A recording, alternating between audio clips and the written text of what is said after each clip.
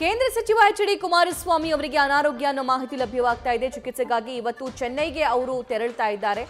Apollo ಆಸ್ಪತ್ರೆಯಲ್ಲಿ ಚಿಕಿತ್ಸೆಯನ್ನ ಪಡೆಯಲಿದ್ದಾರೆ ಕುಮಾರಸ್ವಾಮಿ. ಈಗಿನ ಲೈವ್ ದೃಶ್ಯ ಗಮನಿಸ್ತಾ ಇದ್ದೀರಿ. ಈ ಹಿಂದೆ ಹೃದಯ ಸಂಬಂಧಿ ಕಾಯಿಲೆಗೆ ಕುಮಾರಸ್ವಾಮಿ ಅವರು ತುತ್ತಾಗಿದ್ರು. 40 ವರ್ಷದಿಂದ 16 ಬಾರಿ ಸರ್ವೆನೂ ಮಾಡ್ಕೊಂಡಿದ್ದಾರೆ. 16 ಬಾರಿ ಎಲ್ಲ ರೀತಿ ತನಿಖೆಗಳು ನಡೆದಿದೆ. ಅದರಲ್ಲಿ ನಾನು ಮುಕ್ತವಾಗಿದ್ದೀನಿ.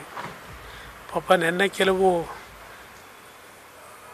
ಅಲ್ಲಿಯ ಒಂದು ಕಾಂಗ್ರೆಸ್ ಪುಡಾರಿಗಳು ಒಂದು 5-6 ಜನ ಕರ್ಕೊಂಬಂದದ್ದು ಎಂಥದ್ದು ಅವ್ರ ಹತ್ರ ಒಂದು ರಿಯಾಕ್ಷನ್ಗಳು ಕೊಡಿಸಿರೋದು ನೋಡಿದ್ದೀನಿ.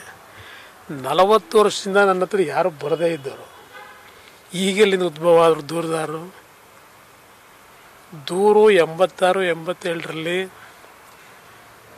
CM ಲಿಂಗಪ್ಪ ಮತ್ತು ರಾಮಚಂದ್ರ ಅಂತೇಳಿ ಒಬ್ಬ ಜಿಲ್ಲಾ ಪಂಚಾಯತಿ ಮೆಂಬರು ಇಬ್ಬರು. ನ್ಯೂಸ್ ಫಸ್ಟ್ ನಿರ್ಭೀತಿಯಿಂದ ನಿಮ್ಮ ಪರವಾಗಿ.